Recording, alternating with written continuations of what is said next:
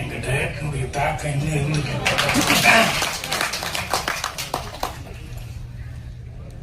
மக்கள் தலைவா இந்த திரைப்படத்தினுடைய இசை வெளியீட்டு விழாவுக்கு வந்திருக்கோம். அனைத்து பத்திரிகை நண்பர்கள், டிவி ஊடகங்கள் மற்றும் யூடியூப் நண்பர்கள் எல்லாத்துக்கும் என்னுடைய பணிவான வணக்கம். அதே மாதிரி முன்னாள் உட்காந்துருக்க உங்களுக்கு என்னுடைய பணிவான வணக்கம். முன்னால் பேசிட்டு போனவங்க இன்னும் இங்கே உட்கார்ந்துருக்காங்க, அவங்க எல்லாத்துக்கும் என்னுடைய பணிவான வணக்கம் தெரிவிச்சுக்கிறேன்.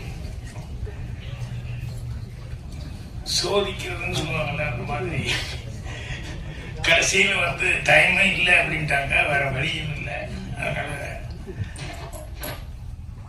ஏற்கனவே நான் சொன்ன விஷயம் தான், அதாவது எந்த பூவோட வாசமும் வந்து காற்று எந்த திசைக்கு வீசுதோ அந்த திசையில் தான் பயணிக்கும், எந்த பூவோட வாசனம். ஆனா ஒரு பூவோட வாசம் மட்டும் காற்றுக்கு எதிர் திசையிலையும் கூட வாசம் வீசும். அது என்னன்னா ஒரு மனிதனுடைய நட்பண்பு அப்படிங்கிறது தான். இது ரவிமணி அவர்களுக்கு பொருந்தும். என்னன்னா நீங்க வந்து பேசுன செல்வமணிலிருந்து இன்னும் நிறைய பேர் ஒவ்வொருத்தரும் வந்து அவர் எந்த அளவுக்கு வந்து ஒரு அடுத்தவங்களுக்கு உதவும் அந்த பெருந்தன்மையான அந்த குணம், அவர் என்ன ஹெல்ப்பெல்லாம் பண்ணாரு அப்படிங்கறது வந்து சொல்ல சொல்ல கேட்கும்போது ரொம்ப சந்தோஷமா இருந்தது. நானும் அவர் அதிகமா பழக வாய்ப்பு இல்லை, ஏன்னா சங்கத்துல மட்டும்தான் பேசிக்கிறதுக்கான வாய்ப்பு இருந்தது, மற்றபடி அதிகமா பேசுறதுக்கான வாய்ப்புகள் இல்லை. பட் இங்க இவங்கெல்லாம் வந்து ஒவ்வொருத்தரும் சொல்ல சொல்ல சொல்ல அவருடைய நல்ல குணாதிசயங்கள் பார்க்கறது கொஞ்சம் காரணமுள்ளா இருப்பாரு, பேசுறது சில நேரங்களில் காரணமுள்ளா தான் இருப்பாரு. ஆனால் அவருடைய கேரக்டர் இந்த அளவுக்கு இருக்குது அப்படின்னு சொல்லும்போது எனக்கு அது ரொம்ப சந்தோஷமா இருந்தது. அதனாலதான் நானும் அவர் வந்து ஃபர்ஸ்ட் டைம் இப்போ கதையின் நாயகனா வந்து நடிக்கிறது அப்படின்னு சொல்லி அவரே சிரட்டி எடுத்துக்கிட்டு எல்லாத்தையுமே ஒவ்வொருத்தருக்கும் ஃபோன் பண்ணி அரேஞ்ச் பண்ணி கேட்டுக்கிட்டு இருந்ததுனால அவசியம் அதில் வந்து கலந்து போனேன். அதே மாதிரி இன்னொன்று என்னன்னா, எனக்கு இங்க வந்ததுக்கு அப்புறம் தான் நம்ம பழக்கருப்பியா சாரு, நாகேந்திர சம்பத் சார் இவங்கெல்லாம் வந்து நடிச்சிருக்காங்க அப்படின்னு சொல்லிட்டு, ஸோ இவங்களுடைய தமிழை கேட்கணும் அப்படிங்கிறது அது ஒரு பெரிய எனக்கு ஒரு ஆசை. ஏன்னா அவங்க யூடியூப்ல இங்கெல்லாம் பேசும்போதெல்லாம் அவ்வளோ ஆனந்தமா, ஏன்னா எல்லாரும் நாளையும் இலக்கண தமிழ் அவ்வளோ சுத்தமாக பேச முடியாது, இவங்கெல்லாம் அவ்வளோ சிறப்பாக பேசுறவங்க. ஸோ இந்த இதுல வந்து ஒவ்வொருத்தரும் பேசும்போது கேமராமேனுடைய ஒரு தனித்தன்மை எவ்வளவு சிறப்பா பண்ணியிருக்காரு, அவர் எந்த அளவுக்கு ப்ரொடியூசருக்கு உதவியா இருந்திருக்காரு அப்படின்னு பேசினாங்க. அதே மாதிரி மியூசிக் டைரக்டர் அவர் எந்த அளவுக்கு வந்து ஹெல்ப்பா இருந்திருக்காரு அப்படின்னு பேசினாங்க. ஸோ கண்டிப்பா எல்லா நடிகர்களுக்கும் எனக்கு வந்து என்னுடைய வாழ்த்துக்களை தெரிவிச்சுக்கிறேன். மெயினா வந்து இது பேசும்போது சென்சாரை பத்தி எல்லாம் பேசிட்டு இருந்தாங்க. சென்சார்னா எனக்குன்னு பொம்பளையில தனியே சென்சார் கண்டுனாங்க. என்னோட படத்துக்குன்னு சொன்னோம்னா 4 பொம்பளையே ஒரு ஆம்பளை தான் வருவாப்புல. அது இவங்க எல்லாம் சென்சாரை பத்தி பேசும்போது நான் சிரிச்சுக்கிட்டே பார்த்துட்டு இருக்கிறேன். நான் மௌனக்கு ஒரு சீன் வச்சேன்.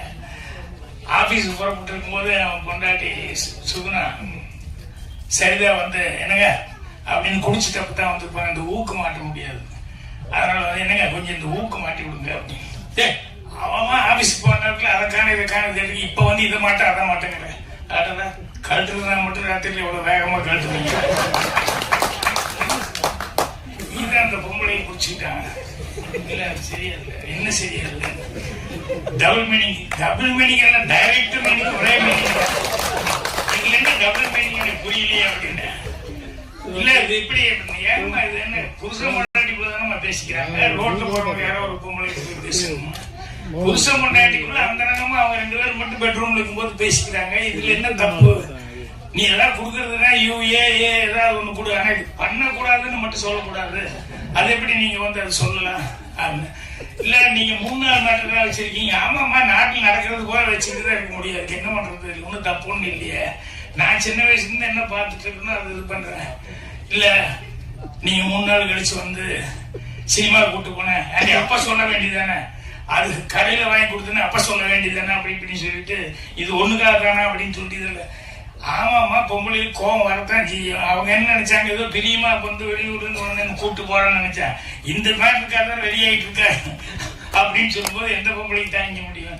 ஸோ அந்த மாதிரி சினிமாவில் வந்து சில காட்சிகள் வந்து வருதுங்கும் போது நேச்சுரலாக இருந்தது அப்படின்னு சொன்னோம்னா அது போராடி வந்து பண்ணிடலாம்.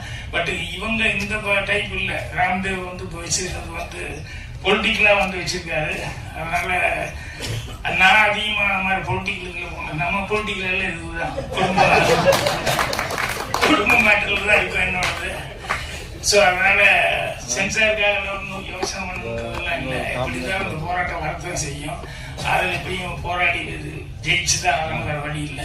அவர் பேசும்போது நமக்கு ஒரு டெம்டேஷன் வர அளவுக்கு ஒவ்வொருத்தரை பற்றியும் சொன்னார் ராம்தேவ். இவரை பற்றி அவரை பற்றி எப்படியெல்லாம் கூப்பிட்டோம், எப்படியெல்லாம் நடிக்க வச்சோம் அப்படி இப்படின்னு சொல்லிட்டு இதில் அவருடைய டேலண்ட் தான் தெரியுது. இப்படியெல்லாம் ஒவ்வொருத்தரையும் ஐஸ் பண்ணி அவர் வந்து நடிக்க வச்சிருப்பாருன்னு. இதில் 2 பேருக்கு ரொம்ப நன்றி சொல்ல வேண்டியது. ஒன்று வந்து தயாரிப்பாளர் சரவணன் அவர்களுக்கு. என்னன்னா அவர் ஒரு படம் நின்று போச்சு அப்படிங்கும் போது இது நமக்கு தேவையா அப்படின்னு நினைக்காம, ஐயோ ஒருத்தன் வந்து கஷ்டப்படுறான் பாதி நிறுத்தி இதை எப்படியாவது நம்ம கரையை கொடுக்கணும் அப்படின்னு சொல்லிட்டு அந்த ஒரு பிராட் மைண்டோட அவர் வந்து வியாபாரம் அப்படிங்கிறது மட்டும் நினைக்காம ஒரு மனிதன் வந்து ஒன்று ஆரம்பிச்சுட்டா இவ்வளவு தூரம் ஆகிருக்கு, சரி நம்ம எப்படியா கரையை கொடுவோம் அப்படின்னு சொல்லி சொன்னது அவருக்கு.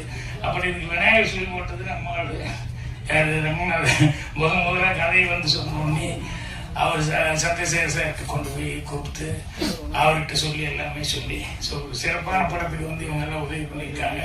இவங்க எல்லாத்துக்குமே என்னுடைய மனமார்ந்த நன்றி வாழ்த்துக்களையும் வந்து நான் தெரிவிச்சுக்கிறேன்.